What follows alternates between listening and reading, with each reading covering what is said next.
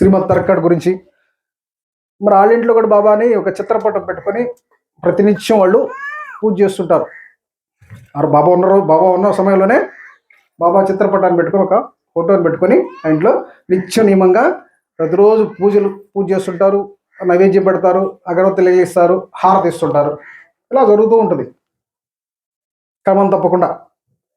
అలా జరుగుతున్నప్పుడు మరి ఆ ఇంట్లో భర్త అనేవాడు ప్రార్థనా సమాజం అంటే క్రిస్టియన్ కాదు కానీ బ్రహ్మ సమాజం అంటే వాళ్ళు కూడా విగ్రహాలు పూజించరు.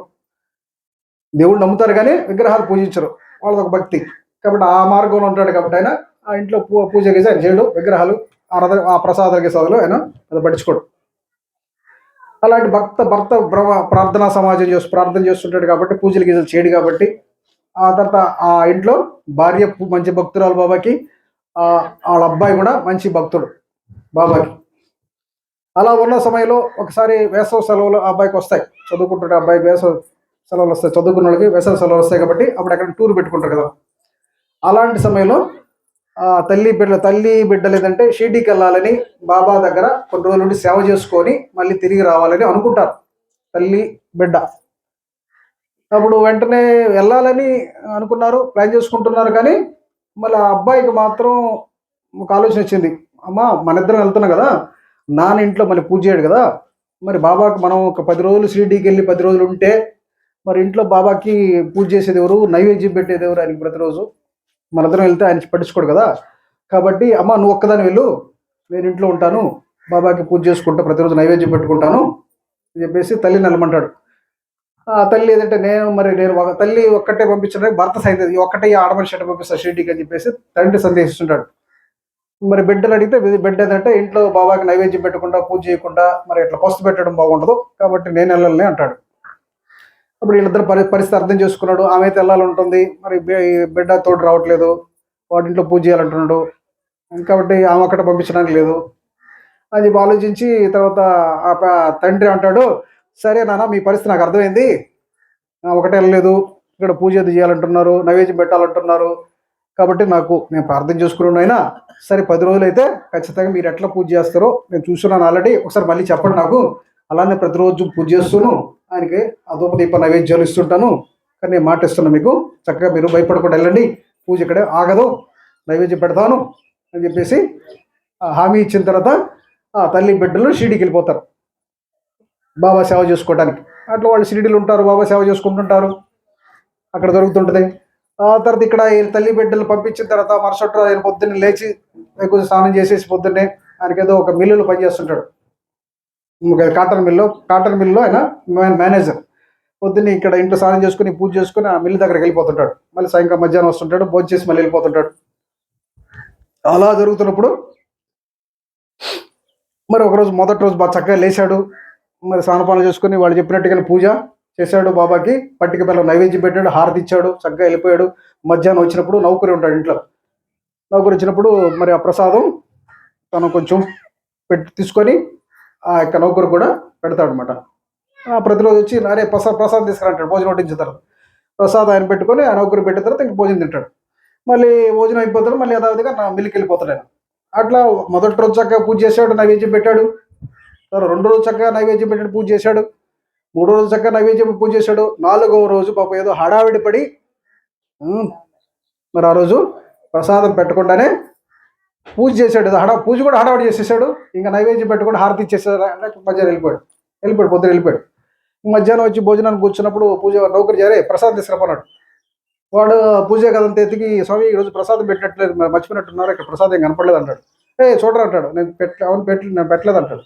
పెట్టలేదు స్వామి, చూశాను నేను బాగా, పెడితే కనపడదు కదా, ఎవరు లేరు మనమే కదా ఉండేది అని చెప్తే అప్పుడు గుర్తొస్తుంది, నేను పొద్దున ఏదో హడావిడి పడినాడు, కొంచెం టెన్షన్లో ఉన్నాను, నేను ప్రసాదం పెట్టకుండా మర్చిపోయినా, హారతి ఇచ్చాను కానీ పూజ కూడా హడావిడి చేశాను, సరిగ్గా చేయలేదు ఈరోజు అని చెప్పేసి తన తప్పు గుర్తొచ్చి వెంటనే బాబా దగ్గరకు పోయి ఆ ఫోటో దగ్గరికి వెళ్ళి ఏడుస్తాడు, బాబా నా తల్లి బిడ్డలు మాటిచ్చాను, నా భార్యకి బిడ్డకి మాటిచ్చాను, చక్కగా పూజ చేస్తాను, చెప్పినట్టే నైవేద్యం పెట్టకుండా ఆగదు అని చెప్పాను, ఈరోజు చివరికి పూజ కూడా సరిగ్గా చేయలేదు, నైవేద్యం పెట్టలేదు, వాడు మాట తప్పాను, నన్ను క్షమించు బాబా, మరి నేను వాడికి ఇచ్చిన మాట నిలబెట్టుకోలేకపోయాను, ఇలా అపచారం జరిగింది, కాబట్టి ఇక ఇలాంటిది చాలా తప్పు చేశాను నేను అని బాధపడుతూ బాబా బాగా ఏడుస్తాడు. వెంటనే అది ఈ విషయం తల్లి బిడ్డకు చెప్పాలని చెప్పి హరికి బిడ్డకి చెప్పాలని ఒక లెటర్ రాస్తాడు షెడ్డికి. అరే మీరు చెప్పినట్టు 3 రోజులు పూజ చేశాను, 4వ రోజు నేను హడావిడి పడి కొంచెం ఆ రోజు పూజ సరిగ్గా చేయలేదు, ప్రసాదం పెట్టలేదు, మధ్యాహ్నం గుర్తొచ్చింది, నాకు చాలా తప్పు చేశాను, మీకు మాట ఇచ్చి తప్పాను, ఇది చాలా అపచారం, బాబాకి నా గురించి చెప్పి క్షమాపణ అడగలరా అని చెప్పేసి ఒక లెటర్ రాస్తాడు షిరిడీకి. తల్లి బిడ్డలు అక్కడ ఉన్నారుగా, వాళ్ళు మరి లెటర్ రాశాడు, వెళ్ళిపోయింది లెటరు. అక్కడ ఆ రోజు ఏ రోజైతే ఈయన ప్రసాదం పెట్టలేదు, నైవేద్యం పెట్టలేదు, ఆ రోజు వాళ్ళు తల్లి బిడ్డలు మధ్యాహ్న హారతిక సమయంలో అక్కడ బాబా పాదాలు ఎత్తుతూ అక్కడ కూర్చున్నారు బిడ్డ ఆ తల్లి.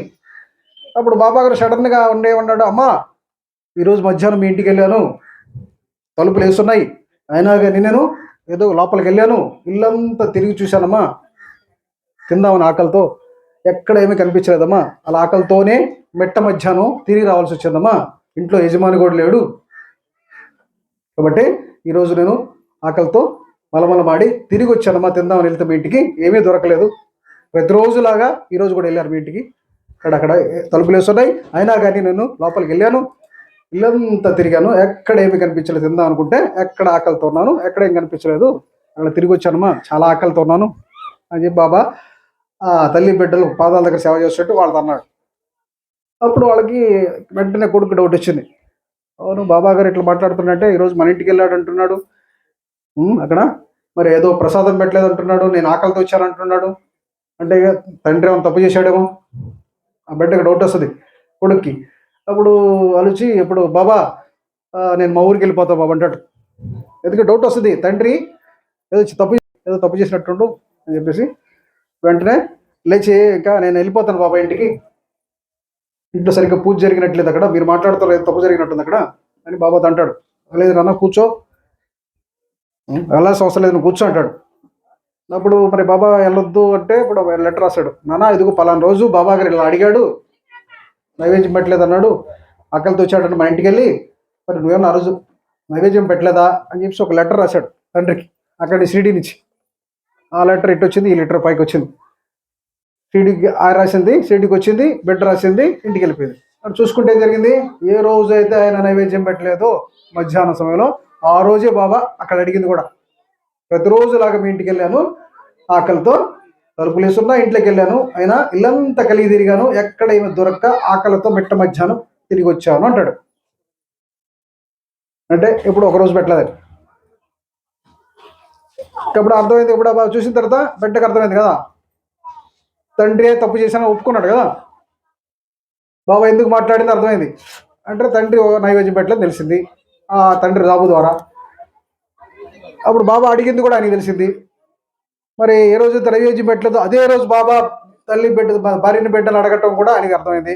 అంటే నేను ఒక్కరోజు ఇక్కడ తొందరపాటం నైవేద్యం పెట్టకపోతే అక్కడ షిరిడీలో ఉన్న ఎక్కడో 400 మైళ్ళ దూరం ఉన్న బాబాకి తెలిసిపోయింది, నా ఇక్కడ విగ్రహం దగ్గర నైవేద్యం పెట్టకపోతే బాబాకి తెలిసిపోయింది అని చెప్పేసి.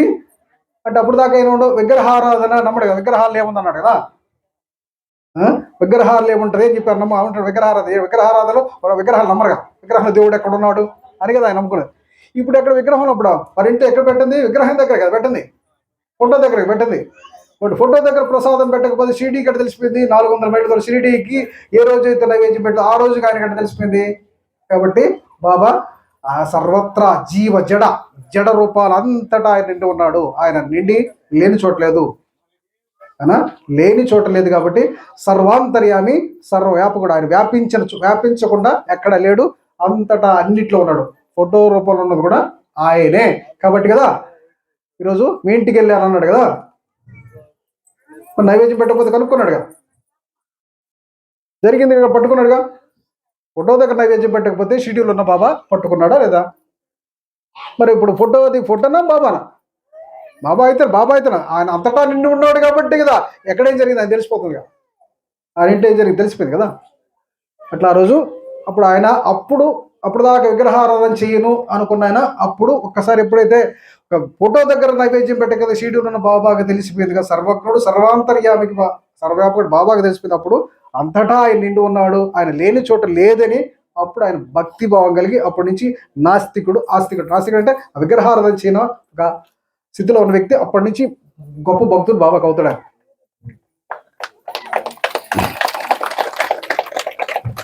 కాబట్టి అది జరిగింది అక్కడ. కాబట్టి నేనేం చెప్తున్నట్టు కదంటే, ఇక్కడ పెట్టండి ఫోటోకి, విగ్రహం దగ్గర, ఇంట్లో ఉన్న విగ్రహం ఫోటోకి నైవేద్యం పెట్టలేదు. కాబట్టి విగ్రహానికి ఫోటోకి నైవేద్యం పెట్టకపోతే ఇప్పుడు బాబా గారు షిరిడీలో ఉన్న బాబా అడిగేశాడు కదా. సపోజ్ మన ఇంట్లో ఉండి ఏంటి, విగ్రహాలు ఫోటోలే కదా. మరి మన ఇంట్లో ప్రతిరోజు నైవేద్యం పెడుతున్నావా?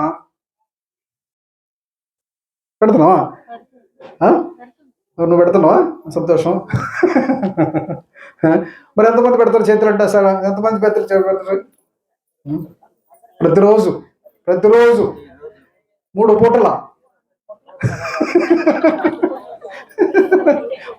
3 పూటలకి ఒకటి వీలిందా?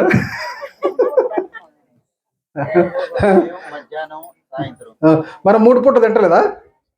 మనం 3 పూట తిన్నప్పుడు మీతో ఒక మనిషి ఉన్నప్పుడు ఆ మనిషి పెట్టాల్సిన అవసరం లేదా? 3 పూటలకు నువ్వు మిగిలివా?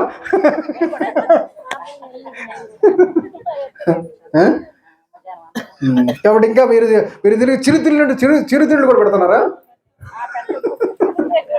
అప్పుడు అది చేసుకుంటూ ఎంత తింటారుగా, అవి కూడా పెడుతుంటారా? మీరేమి తిన్నా బాబాని గుర్తు తెచ్చుకొని పెడుతున్నారా? ఎంతమంది? 100%. మరి మీకు దోషం మీకే. గుర్తు తెచ్చుకోండి ఒకసారి. మీరేదైనా సోడా తాగినా కూడా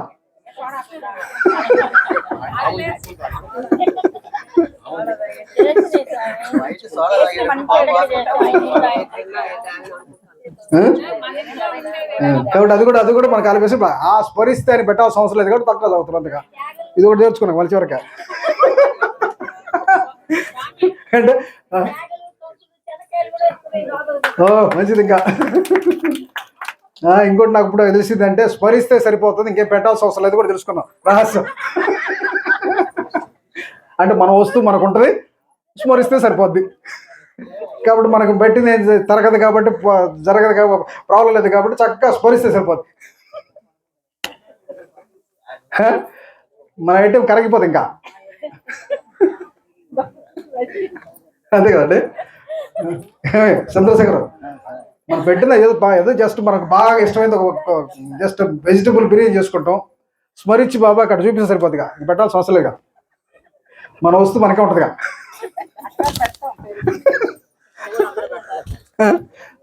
కాబట్టి మరి ఇది కూడా దీంట్లో కూడా దోషాలు ఉంటాయి. ఎందుకంటే మనకైతే అదొక అలవాటు అయితే ఏంటంటే చివరికి ఆ భక్తి బతుమల్లి చూపించి తీసుకొని తింటాం అవుతుంది. ఒక మనిషి భోజనం తినేదాకా ఉంచాలి. ఒక మనిషి మనం భోజనం పెట్టుకొని తింటాం కదా, అంతసేపు అని ఉంచాలి. అంతసేపు ఉంటే ఆయన కూడా తింటాడు కదా. అంటే చూపించిన తర్వాత తింటామంటే అంటే చూపిస్తే సరిపోద్దని ఒక దేశంలో ఉన్నాగా. అంటే బాబా కూడా తినాలి కదా, తినే సమయం వల్ల ఆయన కూడా.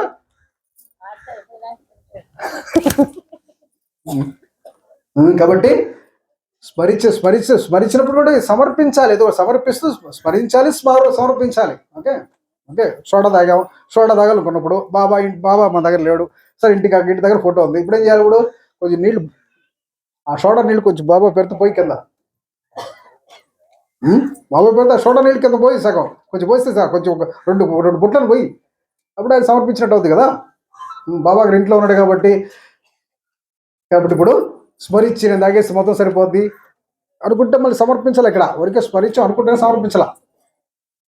మరి స్మరించినట్టు సమర్పించాలి. ఎంతో కొంత జస్ట్ వదలాలి ఎంత. ఆయన ఉన్నా లేకపోయినా ఎక్కడైనా వదలాలి. ఎక్కడ ఆయన సర్వత్రా ఉన్న ఆయనకి ఎక్కడ వదిలితే ఏముంది?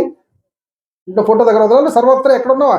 బజార్ వెళ్ళాడు, సోడా షాపులు వెళ్ళాడు, అంతా నువ్వు ఎక్కడుంటే అక్కడ ఉన్నాడుగా. అప్పుడు ఎక్కడుంటే అక్కడ ఉన్నప్పుడు ఎక్కడ నువ్వు ఏదంటున్నా చక్కగా పక్కన వదిలేచ్చుగా. అదే ఏదో ఒక జీవరాశి దాని సంబంధించి తింటుందిగా. బాబా సర్వజీవరాశులు ఉన్నప్పుడు ఏ జీవరాశి దాన్ని స్వీకరించిన బాబా స్వీకరించినట్టే కదా అని బాబా చెప్తాడు కదా. నానాసాహెబ్ చంద్రకు ఒకసారి బాబాకి